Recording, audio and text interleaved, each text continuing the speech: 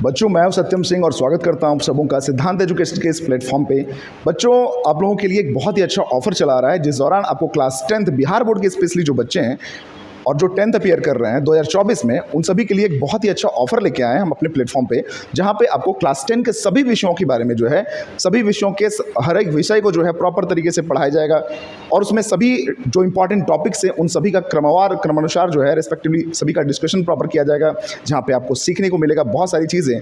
और हर वो छोटे छोटे प्रश्न जो होंगे, हर वो छोटे छोटे टॉपिक जो होंगे, ऑब्जेक्टिव हो चाहे वो सब्जेक्टिव हो, उन सभी टॉपिक्स का जो है बेसिकली डिस्कशन आपको करवाया जाएगा और आपको बताया जाएगा कि कैसे आप 2024 के एग्जाम में जो 450 का जो जादुई आंकड़ा है उसको आप छू सकते हैं। तो अगर आपको लाना है 450 तो डेफिनेटली आना होगा आपको हमारे पास, ठीक है।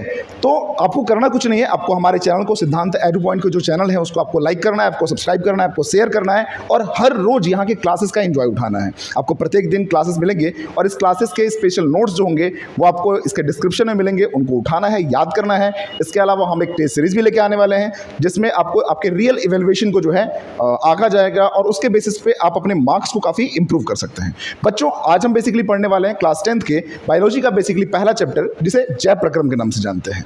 तो बच्चों, बिना देर किए सबसे पहले हम समझते हैं जय प्रक्रम क्या है, ठीक है। तो बच्चों, हम अगर देखें सबसे पहले जय प्रक्रम में जानने से पहले अगर जीव विज्ञान के विषय में बात करें तो बच्चों सबसे पहला टॉपिक ये आता है कि आखिर जिस सब्जेक्ट को हम पढ़ रहे हैं, जिसे जीव विज्ञान के नाम से जानते हैं, ये जीव विज्ञान है क्या। तो कहते हैं जीव विज्ञान की जो उत्पत्ति हुई है वह ग्रीक भाषा के शब्द से हुई है, जिसको हम लोग बायस तथा लॉजिया कहते हैं। मतलब बायोलॉजी का पूरा वर्ड अगर मैं बात करूं तो बायस और लॉजिया से मिलकर बना हुआ है, जहां पे बायस का मतलब होता है जीवन और लॉजिया का मतलब होता है अध्ययन। यानी कि अगर हम जीवन का अध्ययन कर रहे हैं तो यही हमारा बायोलॉजी कहलाता है। बच्चों, जीवन का अध्ययन ही क्या कहलाता है? जीव विज्ञान। आप यहाँ पे देख सकते हैं, यहाँ पे आपको डेफिनेशन के तौर पर यहाँ पे लिखा हुआ है कि जीवन का अध्ययन क्या कहलाता है? जीव विज्ञान कहलाता है। सिर्फ इतना ही नहीं बच्चों, जीव विज्ञान के बारे में अगर हम बात करें और अरस्तु की चर्चा ना करें तो बेकार ही है, क्योंकि अगर जीव विज्ञान के पिता अगर किसी को कहा जाता है, जीव विज्ञान के जनक अगर किसी को कहा जाता है तो वो हमारे एरिस्टोटल, जिसको हम लोग अरस्तु ही कहते हैं, जिनको हम लोग अरस्तु भी कहते हैं, ठीक है। इतना ही नहीं, आधुनिक विज्ञान के आधुनिक युग में बायोलॉजी शब्द का प्रयोग सबसे पहले लेमार्क ने 1801 ईस्वी में किया था। वहीं अगर हम बात करें बायोलॉजी शब्द का जो लैटिन भाषा का बायोलॉजी शब्द में जो लैटिन भाषा का प्रयोग सबसे पहले किया गया था वो 1736 ईस्वी में किया गया था, कार्ल लीनियर के द्वारा किया गया था। बच्चों, इतना ही नहीं, अगर मैं बात करूं इसके आगे की तो जीव विज्ञान को मुख्यतः हम लोग 2 भागों में बांटते हैं। वैसे तो प्रमुखता इसको 3 भागों में बांटा जाता है, लेकिन इसको अभी प्रारंभिक तौर पर इसको 2 भागों में देखते हैं, वनस्पति विज्ञान और जंतु विज्ञान। इसको प्राणी विज्ञान भी कहते हैं, लेकिन एक और इसका भाग है जिसको हम लोग सूक्ष्म जीव विज्ञान भी कहते हैं। वनस्पति विज्ञान जिसको हम लोग बॉटनी के नाम से जानते हैं, जूलॉजी जिसको हम लोग प्राणी विज्ञान के नाम से जानते हैं, और सूक्ष्म विज्ञान जिसे हम लोग माइक्रोबायोलॉजी के नाम से भी हम लोग जानते हैं, माइक्रोबायोलॉजी, यस, ठीक है। तो जीव विज्ञान को हम बेटा बांट रहे हैं कितने भागों में? 3 भागों में बांट रहे हैं। कौन कौन सा? वनस्पति विज्ञान, प्राणी विज्ञान और सूक्ष्म विज्ञान, ठीक है। चलिए हम आगे बढ़ते हैं बेटा। नेक्स्ट सेगमेंट की बात करें तो कुछ इंपॉर्टेंट पॉइंट्स हैं, इनको आपको याद रखना है बेटा। जैसे अगर आपसे पूछा जाए वनस्पति विज्ञान के जनक किन्हें कहा जाता है तो इसका आंसर सीधा होगा थियोफ्रास्टस, ठीक है। प्राणी विज्ञान के जनक किनको कहा जाता है तो अरस्तु, नो डाउट, है ना। और सूचना विज्ञान के जनक किन्हें कहा जाता है? यहाँ पे सूचना नहीं बेटा होगा, यहाँ पे होगा सूक्ष्म विज्ञान। यहाँ पे गलत है, आप इस बात को ध्यान रखेंगे। यहाँ पे जो है वो सूचना विज्ञान ना कहला के यहाँ पे सूक्ष्म विज्ञान कहलाएगा। आपको क्या करना है, इसको बस सुधार लेना है। सूचना विज्ञान की जगह पर आप क्या करेंगे, इसको आप इसे चेंज कर लेंगे, आप इसे चेंज कर लेंगे, आप इसे चेंज कर लेंगे, सूक्ष्म विज्ञान कर लेंगे इसे आप जो है। तो सूक्ष्म विज्ञान के जनक किन्हें कहा जाता है? एंटोनी वॉन ल्यूवेनहॉक कहा जाता है, ठीक है।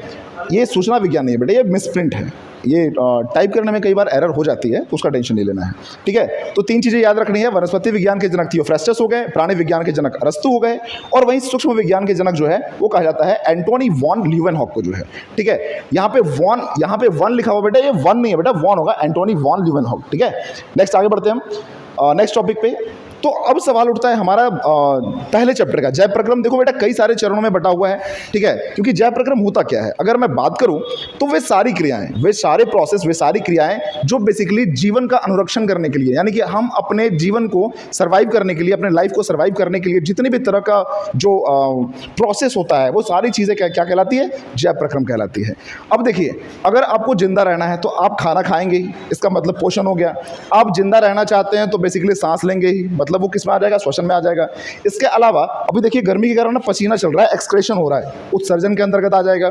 अगर बात करें इसके अलावा अगर हमारी शिराओं में अगर बेसिकली धमनियों में अगर हमारे रक्त का प्रवाह ना हो तो फिर कैसे होगा, इसके अलावा तो वो आ जाएगा हमारा परिवहन में। तो ये सारे बेसिकली वो प्रोसेस हैं जो लाइफ के लिए काफ़ी इंपॉर्टेंट माने जाते हैं। तो जय प्रक्रम कुछ भी नहीं है, जय प्रक्रम वे सारी क्रियाएं हैं जिनके द्वारा जीवन का अनुरक्षण होता है। यहाँ पे देख सकते हैं लाइफ प्रोसेस, यानी कि जय प्रक्रम पूरा जो अलग अलग प्रक्रमों में बटा हुआ है, उसमें ट्रांसपिरेशन आता है, रेस्पिरेशन आता है, यहाँ पे बेसिकली डाइजेस्टिव सिस्टम हो जाएगा, तुम्हारा मेटाबॉलिज्म हो गया, न्यूट्रिशन हो गया, ये सारी चीज़ें इसी के अंतर्गत आती है। तो बेटा इसमें सबसे पहला टॉपिक जो हमारा है जय प्रक्रम का वो है हमारा पोषण। तो हम आज पढ़ने वाले हैं किसको, सबसे पहले पोषण को। पोषण का मतलब दिमाग में ये चीज़ तो हमेशा आपको बेटा डाल के रखना है कि जब हम पोषण की बात करेंगे तो सबसे पहले हमारे अंदर हमारे दिमाग में ये आना चाहिए कि अगर हमको जिंदा रहना है, अगर आप जीवित रहना चाहते हैं, चाहे जितने भी तरह के जीव जंतु हैं, चाहे वो हम ही क्यों ना हो, चाहे वो पेड़ पौधे क्यों ना हो, हर किसी को खाने की जरूरत पड़ती है। बेटा एक दिन अगर मैं फास्टिंग कर लूँ ना तो मुझे मतलब पर्टिकुलरली मैं अपनी बात करूं तो मेरा तो हालत ख़राब हो जाता है, मैं चलने फिरने में मैं बड़ा असमर्थ फील करता हूं, बड़े वीकनेस फील होती है। शायद आपके साथ भी बिल्कुल ऐसा ही होता होगा। आज जैसे कि तीज का त्यौहार है तो आज आप सभी की माएँ जो है, हमारी भी मम्मी जो है ना, ये सभी बेसिकली आज का व्रत रखी होंगी। आज का जो व्रत होता है वो बिल्कुल निर्जला होता है, मतलब इसमें अन्न जल भी ग्रहण नहीं करते हैं, जल तक ग्रहण नहीं करते हैं। और इतना गर्मी उमस, ऐसे कंडीशन में सोचो बिना पानी पिए बिना खाना खाए इंसान कैसे जिंदा रहेगा, काफ़ी दिक्कत होती है, काफ़ी वीकनेस फील होती है। तो समझ लो अगर ये एक दिन में ऐसा हाल है, अगर ये 7 दिन 10 दिन 15 दिन 20 दिन का होता तो आई थिंक शायद जिंदा रहना ही बहुत मुश्किल होता है। तो डेफिनेटली एक बात तो समझ में आती है इससे कि अगर आपको जिंदा रहना है तो खाना ही पड़ेगा, यानी कि पोषण करना ही पड़ेगा। तो बस उसी चीज़ों को ना परिभाषा के रूप में ले लेते हैं बड़ी सिंपल तरीके से। तो क्या देखते हैं, पोषक तत्वों को ग्रहण कर उनका उपयोग करना क्या कहलाता है बेटा, पोषण कहलाता है। क्या कहलाता है, पोषण कहलाता है। अगर कोई पोषक तत्वों को हम ग्रहण करते हैं और फिर उनका उपयोग करते हैं तो ये क्या कहलाएगा, पोषण कहलाएगा। कहते हैं कि ऊर्जा प्राप्त करने के लिए खाद्य पदार्थों की जरूरत होती है, बिल्कुल होती है। अगर आपको एनर्जी नहीं मिलेगी आपकी बॉडी में, अगर आपकी एनर्जी नहीं रहेगी तो आप कोई काम को कर ही नहीं पाते। अगर अगर मेरे शरीर में एनर्जी नहीं होती तो मैं पढ़ा नहीं पाता। एनर्जी, ऊर्जा तो हर चीज़ के लिए ज़रूरी है ना।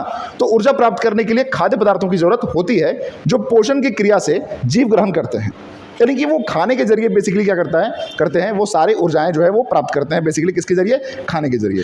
तो पोषण के बाद अब अगर बात करें पोषण के प्रकारों की, तो पोषण मुख्यतः 2 विधियों के द्वारा हो सकता है बेटा।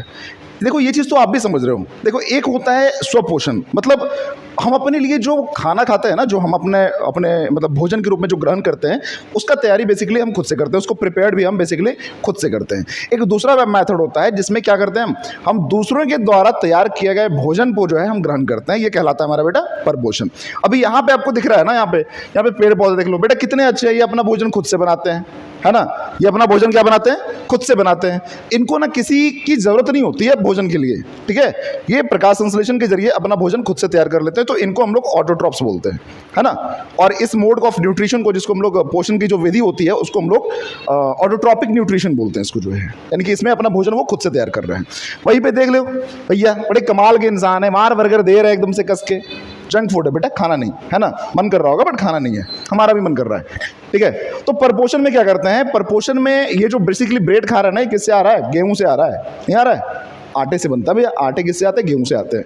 तो गेहूं बेसिकली प्लांट से आता है, हमारे घर में भैया पैदा नहीं करते इसको, हम पैदा नहीं करते इसको, जो है ना।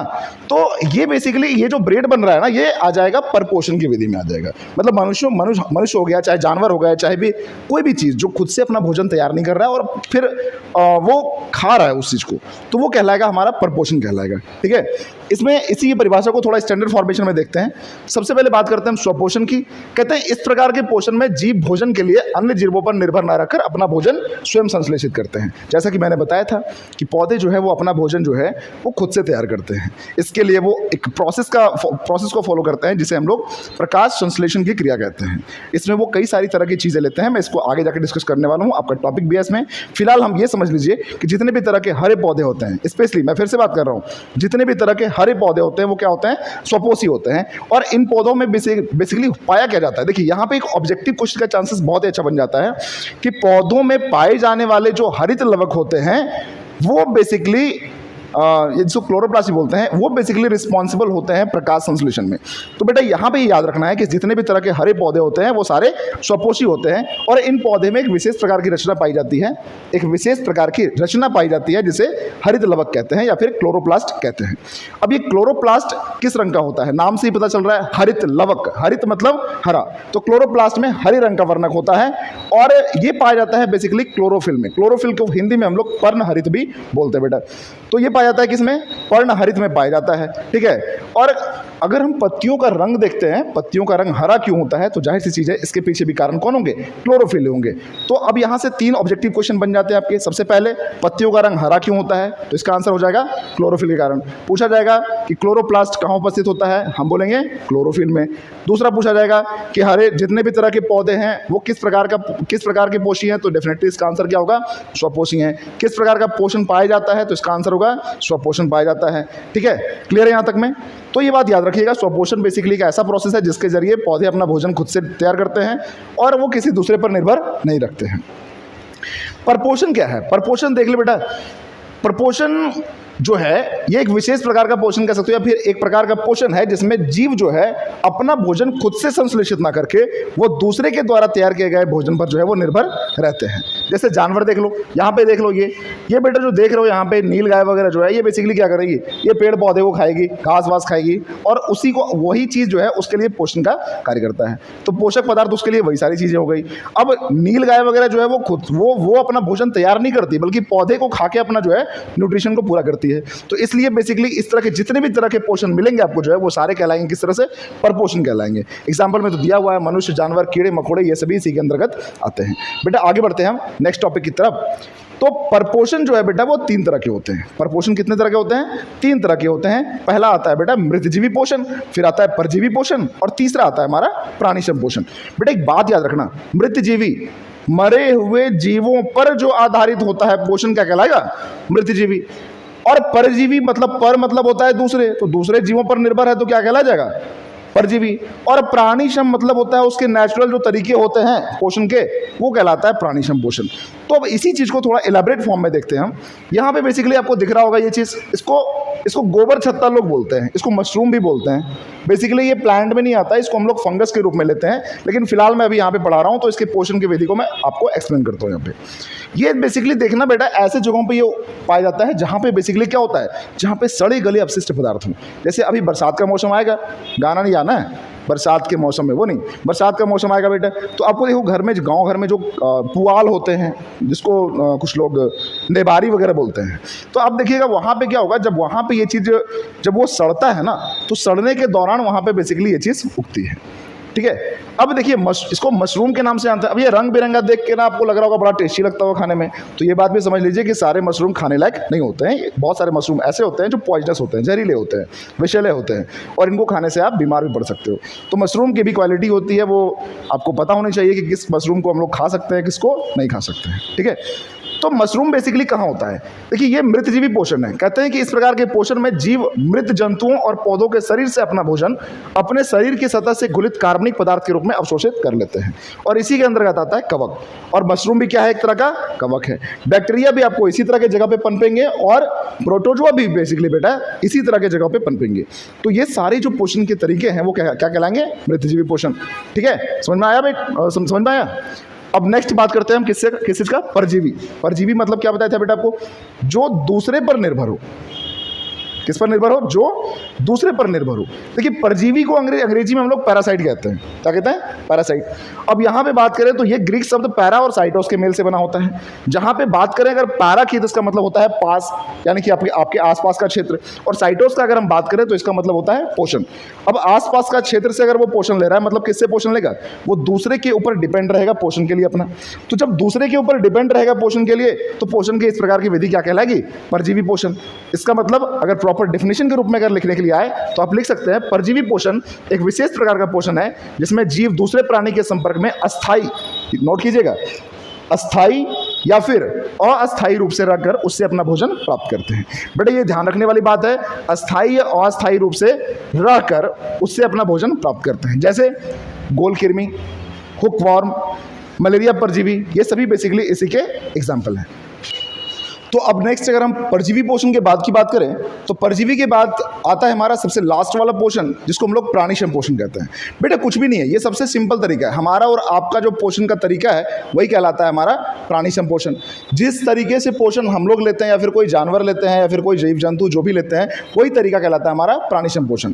कहने का मतलब है पोषण का वह प्रकार जिसमें प्राणी अपना भोजन ठोस या तरल के रूप में जंतुओं के भोजन ग्रहण करने की विधि द्वारा ग्रहण करते हैं, उसे प्राणिशम पोषण कहते हैं।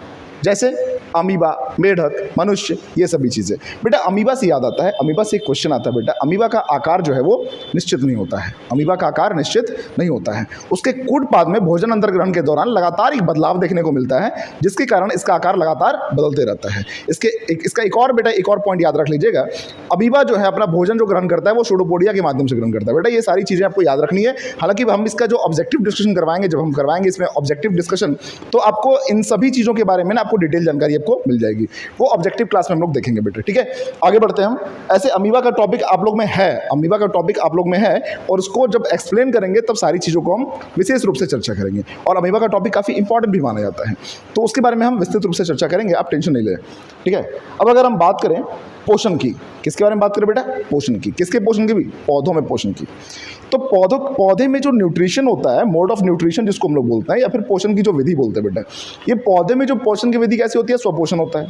तो स्वपोषण जो होता है, तो आखिर ऐसे क्या तरीके हैं जिसके जरिए पौधे में क्षमता होती है कि वो भोजन को तैयार कर सके खुद से? कुछ तो तरीका होता होगा जिसके जरिए ये अपना भोजन खुद से तैयार कर पाते होंगे। आखिर उसमें ऐसा क्या और हम में ऐसा क्या है कि हम अपना भोजन खुद से तैयार नहीं कर पाते हैं? खुद से तैयार करने का मतलब ये नहीं है कि गैस पर जलाए और आराम से कढ़ाई चढ़ाए, नूडल्स फाड़े, है ना, थोड़ा सा उसका मसाला, थोड़ा सा केचप और डाल के खा लिया। अरे सर हम तो ये आप खुद से तैयार किए, हम अभी तो सर स्वपोषी हो गए ना भैया, ऐसे नहीं होता है। ऐसे ये स्वपोषण का तरीका नहीं होता है। पौधे अपने भोजन में जो भी चीज़ें लेते हैं वो खुद से तैयार करते हैं, और हम जो भी चीज़ें लेते हैं वो पौधे के द्वारा या फिर जंतुओं के द्वारा तैयार की गई चीज़ें जो होती है उसको हम अपने सुविधा अनुसार लेते हैं। तो हम स्वपोषी कभी नहीं कहला सकते। कौन कहलाएगा स्वपोषी? पौधे। तो आखिर पौधे में जब पोषण की बात करेंगे तो आखिर ऐसा क्या होता है पौधे में जो पौधे अपना पोषण, मतलब ये स्वपोषी, ज़्यादातर पौधे जो होते हैं वो स्वपोषी होते हैं, मतलब पोषण की विधि जो है वो स्वपोषण होता है। देखिए इसमें अगर बात करें तो पोषण के आधार पर भी हम पौधे को दो भाग में बांटते हैं। देखिए दो भाग में बांटने के पीछे कारण क्या है समझ लेते हैं बेटा। इसमें भी क्या होता है ना, कुछ पौधे ऐसे होते हैं जो अपना पोषण खुद से नहीं करते हैं, मतलब अपने लिए भोजन तैयार नहीं करते हैं। जैसे एक एग्जाम्पल बताते हैं आपको जो है, जैसे अमर बेल का नाम आपने सुना होगा जो है। ये अमर बेल जो होता है इसकी खुद की कोई औकात ही नहीं होती है कि ये खुद से बढ़ जाए। ये जब तक किसी का सहारा नहीं लेगा तब तक ये बढ़ ही नहीं सकता, है ना। इसको उस अर्थ में ना लें, है ना, इस अर्थ में लीजिए। जैसे अमर बेल को जब तक सहारा नहीं मिलेगा वो आगे नहीं बढ़ पाएगा, ठीक है। तो उसको अपने जीवन यापन के लिए ना किसी दूसरे पर निर्भर रखना पड़ता है, ठीक है। ठीक यही चीज़ अगर हम बात करें तो एक और जीव होता है जिसको हम लोग बोलते हैं मशरूम। तो मशरूम की जब हम बात करेंगे बेटा, तो मशरूम भी अपना प्रकाश संश्लेषण की क्रिया मशरूम भी नहीं करता। मशरूम भी अपना भोजन खुद से नहीं बनाता। यह भी क्या करता है, सड़े गले अपशिष्ट पदार्थों जो होते हैं, जो अकार्बनिक पदार्थ होते हैं, उस पर निर्भर रहता है और उसी से अपना भोजन जो है वो ग्रहण करता है। तो इस आधार पर बातें, तो पोषण के आधार पर पौधे दो प्रकार के होते हैं, जिसमें प्रकाश संश्लेषण करने की क्षमता होती है, जो अपना भोजन खुद से बनाते हैं। ऐसे में जो भी पौधे हैं, जैसे नीम का पौधा, आम का पौधा, अमरूद का पौधा, मतलब हर वो पौधे जो हरे रंग के आपको पाए जा रहे हैं, हर वो पौधे जो हरे रंग के हैं तो उसमें हरित लवक पाया जाएगा। अगर हरित लवक पाया गया तो इसका मतलब वो अपना भोजन खुद से तैयार कर रहा होगा, ठीक है। तो इसलिए हर वो पौधे जिसमें जो हरे रंग का है, जो वो स्वपोषी है, वो उसमें जो है वो अपना भोजन खुद से बनाएगा। वहीं अगर बात करें तो कुछ ऐसे भी पौधे होते हैं जो अपना भोजन खुद से नहीं बनाते हैं, मतलब उसमें प्रकाश संश्लेषण नहीं होता है और इसके लिए वह दूसरे पर आश्रित होते हैं। इस प्रकार के पौधे को हम बांट देते हैं दो भाग में। पहला आता है मृतजीवी और दूसरा आता है परजीवी। मृतजीवी में वही चीज़ हो गया जो सड़े गले अकार्बनिक पदार्थों को खाकर जिंदा रहता है, जैसे हो गया हमारा मशरूम वगैरह हो गया। वहीं अगर बात करें परजीवी की, तो अभी एग्जाम्पल में लिए थे हम क्या चीज़, अमरबेल। तो अमरबेल हो जाएगा हमारा क्या चीज़, परजीवी पौधे, ठीक है। नोट कर लो बेटा, स्क्रीनशॉट ले लो फटाक से। वैसे इसके PDF में आपको लिंक में डिस्क्रिप्शन बॉक्स में मैं डाल दूंगा, तो आप वहाँ से उसको कॉपी कर सकते हैं। अब सबसे इंपॉर्टेंट टॉपिक जो क्लास 10 के बच्चों को निश्चित रूप से जाननी चाहिए, इसकी परिभाषा, इसके समीकरण, इसके परिभाषा और इसके समीकरण, और इन सब के अलावा कौन कौन से वो रॉ मटेरियल हैं जो बेसिकली प्रकाश संश्लेषण की प्रक्रिया में जरूरी होती है। ठीक है, तो इसमें बात करते हैं। आज हम पढ़ने वाले हैं प्रकाश संश्लेषण क्या है। प्रकाश संश्लेषण की जब हम बात करें तो सबसे पहले तो ये एक सिंपल सा एक मेथड है बेटा। ये क्या है? एक सिंपल सा मेथड है, प्रोसेस एक सिंपल सा, जिसके जरिए पौधे क्या करते हैं? अपना भोजन खुद से संश्लेषित करते हैं, मतलब पौधे अपना भोजन खुद से बनाते हैं, और यही वो प्रक्रिया है जिसको हम लोग प्रकाश संश्लेषण कह देते हैं। अब इस प्रक्रिया में पौधे क्या करते होंगे बेटा? बचपन में भी पढ़े होंगे आपने। पौधे क्या करते हैं? वायुमंडल से कार्बन डाइऑक्साइड लेते हैं, इसकी जड़ें जो होती है वो जमीन से जल और खनिज लवण लेती है, और सूर्य का प्रकाश बेसिकली वो गैस का काम करता है, वो हीट का काम करता है, वो ऊर्जा का काम करता है, जो इसको खाना बनाने में मदद करता है। और ये सारी प्रक्रिया कहाँ होती है? ये सारी प्रक्रिया उसके पत्तियों में होती है, इसलिए कहा जाता है पत्तियों को क्या चीज़? किचन ऑफ प्लांट, है ना। मतलब प्लांट का किचन, रसोई घर, उसी को कहा जाता है। किसको? पत्तियों को। ठीक है, क्योंकि सारी जो प्रोसेस होते हैं खाना बनाने का वो ज़्यादातर होता है किसमें? पत्तियों में। ठीक है, तो इसकी परिभाषा को कैसे याद रखना बेटा? याद रखनी है वह प्रक्रिया जिसके द्वारा पौधे अपना भोजन खुद से संश्लेषित करते हैं, खुद से तैयार करते हैं, उसे क्या कहेंगे? प्रकाश संश्लेषण क्रिया कहेंगे। और इस प्रक्रिया में पौधे सूर्य के प्रकाश की उपस्थिति में क्लोरोफिल, कार्बन डाइऑक्साइड और H2O की मदद से, H2O बेटा कुछ नहीं है, ये H यहाँ पे कैपिटल होगा बेटा, H2O, H कैपिटल होगा, H2O का मतलब जल होता है। तो कार्बन डाइऑक्साइड और जल की मदद से अपना भोजन तैयार करते हैं। अब इसमें वेरी वेरी इंपॉर्टेंट जो पोर्शन आता है हमारा, वो इसमें आता है कि अगर यहाँ पे हमको चाहिए तो ये इक्वेशन आपको याद रखना बहुत जरूरी होगा बेटा। इक्वेशन याद रखना जरूरी इसलिए होगा क्योंकि ये वाला इक्वेशन बहुत मायने रखेगा आपके लिए। ये इक्वेशन अगर आपने कर लिया तो कमाल हो जाएगा। ये 6CO2 याद रखिएगा कैसे, इसको देखिए। आपको इसमें 6 कार्बन डाइऑक्साइड लेने हैं और 6 दूनी 12, इसके जस्ट 2 गुने पानी लेने हैं। मतलब देखिए बनाना कैसे है, समझ लीजिए आप पौधे हैं और आपको बनाना क्या है? अपना खाने के रूप में क्या बनाना है? ग्लूकोज। ठीक है, और जो बचेगा उसको भी बनाना है। आपको उसके लिए क्या चाहिए? जिस तरह से आप सबसे पहले क्या लेंगे, तो सबसे पहले ले लीजिए कार्बन डाइऑक्साइड। कितना कार्बन डाइऑक्साइड लीजिएगा? 6 कार्बन डाइऑक्साइड लीजिएगा। कार्बन डाइऑक्साइड के 6 मॉलिक्यूल लीजिएगा, तो 6 कार्बन डाइऑक्साइड, और जितना कार्बन डाइऑक्साइड उसके 2 गुना क्या लीजिएगा? जल। तो 6 कार्बन डाइऑक्साइड और उसका 2 गुना 6 दूनी कितना हो गया? 12, तो 12 लीजिएगा जल। और अब चाहिए क्या चीज़ आपको? आग चाहिए, यानी कि ऊर्जा चाहिए। तो उसके लिए सूर्य का प्रकाश, और साथ में वो कढ़ाई चाहिए, वो पतीला चाहिए जिसमें आपको बनाना है। उसके लिए क्या उठाइए आप? हरित लवक, जिसको आप लोग क्लोरोफिल बोलते हैं। ठीक है, अब ये सारी चीज़ें हो गई। अब जब प्रोडक्ट जो बनेगा, यानी कि जो आपका खाना बनेगा एज ए प्लांट, आप अगर सोचते हैं तो खाना जो आपका बनेगा वो क्या हो जाएगा? शुगर हो जाएगा, जिसका फॉर्मूला होता है C6H12O6, C6H12O6। और अब ये चीज़ तो बन गया। अब जो बच गया वो दूसरों में थोड़ा थोड़ा देना है, तो आप क्या कर दीजिए, उसमें O2 रिलीज होगा आपका, और साथ में क्या होगा? H2O यानी कि जल जो है वो ट्रांसपिरेशन के जरिए, वाष्पोत्सर्जन के जरिए जो है पौधे से बाहर निकल जाता है, जबकि O2 जो है वो फिर से वायुमंडल में चला जाता है। और यही प्रकाश संश्लेषण बेटा एक मेजर कारक है जो ऑक्सीजन का संतुलन बनाए रखता है किसमें? इन्वायरमेंट में। और हम अगर जिंदा हैं आज तो उसके पीछे भी ये प्रकाश संश्लेषण का बहुत बड़ा योगदान है, जिसके कारण आज हम जिंदा हैं, क्योंकि हमारे लिए जो उपयोगी है वो कार्बन डाइऑक्साइड उसको बाय प्रोडक्ट के रूप में, जिसको हम लोग उपोत्पाद बोलते हैं, इसके रूप में वो उस रूप में जो है उसको छोड़ती है। तो अगर पौधे की संख्या कम हो जाएगी बेटा, तो जाहिर सी चीज़ हमारा भी अस्तित्व जो है वो नहीं बचेगा। और आज के समय में जिस तरीके से पौधे की कटाई जो है, मतलब पेड़ पौधे जंगल जिस तरह से खत्म किए जा रहे हैं, ये वाकई में सोचने का विषय है कि आने वाले समय में क्या पता हमें ऑक्सीजन सिलेंडर के लिए भी हमें जो है लाइन लगानी पड़े, और उसके लिए भी हम सरकार को ब्लेम देंगे कि सरकार ऑक्सीजन का सिलेंडर जो है वो सस्ते में नहीं दे रही है। ठीक है, तो ये सारी चीज़ें जो है हमारे ऊपर निर्भर करती है कि हम अपने आने वाली पीढ़ी को क्या छोड़ के जाते हैं। तो पेड़ों को जितने ज़्यादा से ज़्यादा हो सके पेड़ लगाइए, क्योंकि यही चीज़ है जो हमारे लिए बहुत ही फायदेमंद है।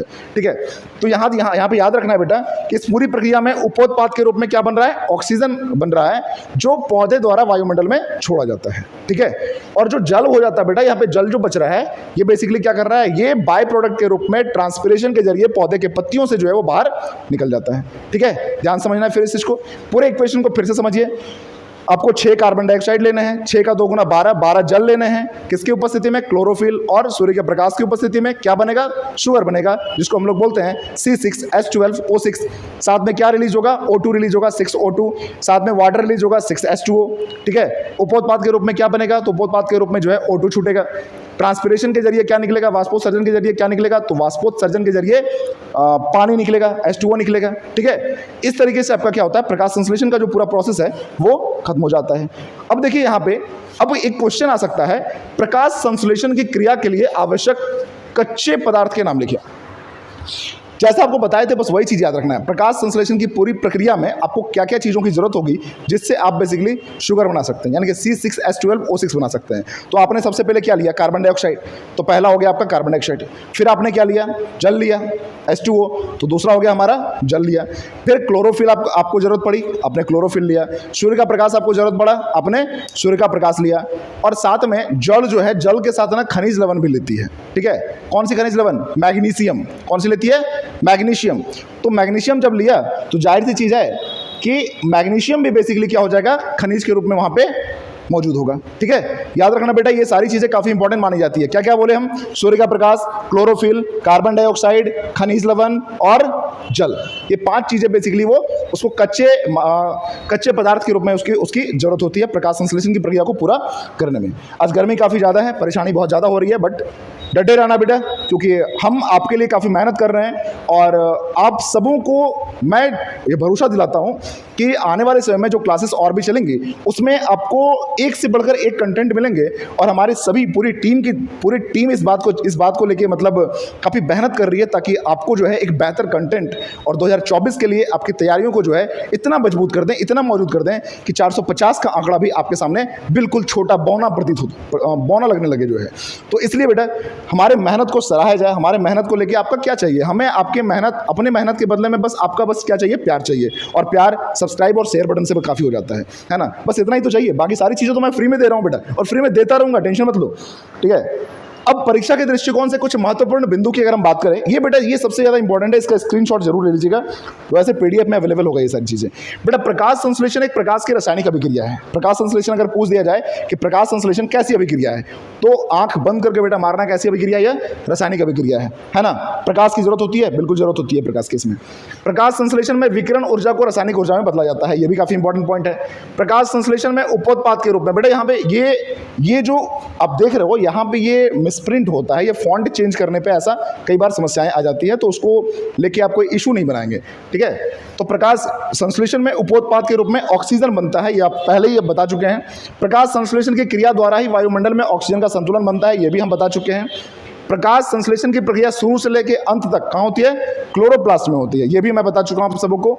और पत्तियों को प्रकाश संश्लेषी अंग एवं हरित लवकों को प्रकाश संश्लेषी अंगक कहा जाता है। बेटा ये क्वेश्चन पूछा गया है, अभी से लेकर 3 बार पूछा जा चुका है ये क्वेश्चन है, तो आपको और अच्छे तरीके से इसको याद रखना है। नेक्स्ट है, पत्तियों को प्रकाश संश्लेषी अंग कहा जाता है, मतलब पूछेगा कि पौधों का प्रकाश संश्लेषी अंग किसे कहा जाता है, आंसर होगा पत्तियों का। और अगर प्रकाश संश्लेषी अंगक की बात करेंगे बेटा, तो अंगक कौन सा हो जाएगा हमारा, हरित लवक हो जाएगा, है ना। प्रकाश संश्लेषी अंगक हरित लवक और प्रकाश संश्लेषी अंग वो पत्तियों का आ जाएगा। ठीक है, पत्तियों को रसोई घर भी कहा जाता है पौधों का जो है, ये भी याद रखिएगा। ठीक है, इसके अलावा प्रकाश संश्लेषण के दौरान बना भोजन ग्लूकोज के रूप में संचित होता है, ये एकदम से बहुत ही जरूरी है। देखिए 2 क्वेश्चन ना काफी इंपॉर्टेंट है, एक बाय प्रोडक्ट के रूप में क्या होता है, वो O2 होता है यानी कि ऑक्सीजन होता है, और दूसरा जो आता है हमारा कि प्रकाश संश्लेषण के दौरान बना भोजन जो है वो किस रूप में जमा होता है, किस रूप में संचित होता है। तो प्रकाश संश्लेषण के दौरान जो बना भोजन होता है वो शुगर के रूप में संचित होता है। इसमें 2 और बाय प्रोडक्ट बनते हैं, कौन कौन से प्रोडक्ट, 2 और प्रोडक्ट बनते हैं जो बाद में एक्सक्रीट कर दिए जाते हैं, वो कौन कौन से हैं, O2 हैं और दूसरे कौन है, H2O है। ठीक है, तो बेटा आज का बेसिकली हमारा क्लास जो है यहीं पे ख़त्म होता है। आज की क्लास जो है हम यहीं पे ख़त्म करते हैं। हम कल फिर मिलेंगे आपसे जो है इसी का लेक्चर 2 के साथ, जिसमें हम पढ़ने वाले हैं बेसिकली इससे संबंधित स्टोमाटा के बारे में, फिर हम पढ़ेंगे अमीबा में पोषण, और इसके अलावा फिर मानव में पोषण। ये सारे टॉपिक्स अभी बचे हुए हैं। एक और लेक्चर में आपका जो है ये पूरी वीडियो 1 या 2 लेक्चर में जितने में खत्म हो वो खत्म हो जाएगी आपकी जो है। और फिर हम जो है केमिस्ट्री के सेशन भी लेके आएंगे और फिजिक्स के भी सेशन लेके आएंगे। आप सबों के लिए देखिए हम पूरी तरह से प्रतिबद्ध हैं, आप सबों के लिए हम बहुत ज़्यादा मेहनत कर रहे हैं और करेंगे भी, ताकि आप सभी बच्चे, हर वो बच्चे, जैसे कई बार ऐसा देखा जाता है कि आजकल की जो कोचिंग की फ़ीस है वो काफ़ी मोटी हो चुकी है, काफ़ी हैवी हो चुकी है, और सभी के लिए इसको अफोर्ड करना संभव नहीं है। तो ऐसे कंडीशन में हम आपको एक ऐसा प्लेटफॉर्म प्रोवाइड कर रहे हैं जहाँ पे आप जो है बिल्कुल निःशुल्क, बिल्कुल फ्री में आप कोचिंग कर सकते हैं। और इसके अलावा हमारी ऑफलाइन क्लासेस भी चल चलती है, जो बेसिकली सोनो में चलती है, जमुई ज़िले के सोनो में चलती है। वहाँ पे मैं बेसिकली वहाँ पे भी आप आके पढ़ सकते हैं, जहाँ पे आपको बिल्कुल इसी तरीके का प्रेजेंटेशन बिल्कुल मिलेगा देखने को, जो आपके लिए बहुत ही बेनिफिशियल होगा। और मैं बता रहा हूँ आपको जो है क्लास 10 में 2024 के एग्ज़ाम में, क्लास 10 के 2024 के एग्ज़ाम में आपको 450 का आंकड़ा बिल्कुल आपके सामने ना बिल्कुल बौना नजर आएगा। आपको लगेगा कि इस आंकड़े को हम बहुत ही आसानी से छू सकते हैं और पा भी सकते हैं, ठीक है। तो definitely thank you for today's, है ना। डेफिनेटली मैं एक बात तो फिर से मैं कहना चाहूँगा, आप सबों का प्यार चाहिए, आप सबों का समर्थन चाहिए, ताकि हम ऐसे ही आगे बढ़ते रहें, आप सबों के लिए कुछ ना कुछ करते रहें, ठीक है। तो मैं इन्हीं शब्दों के साथ ख़त्म करता हूँ आज की क्लासेस को। Thank you. Like, subscribe and follow. Thank you.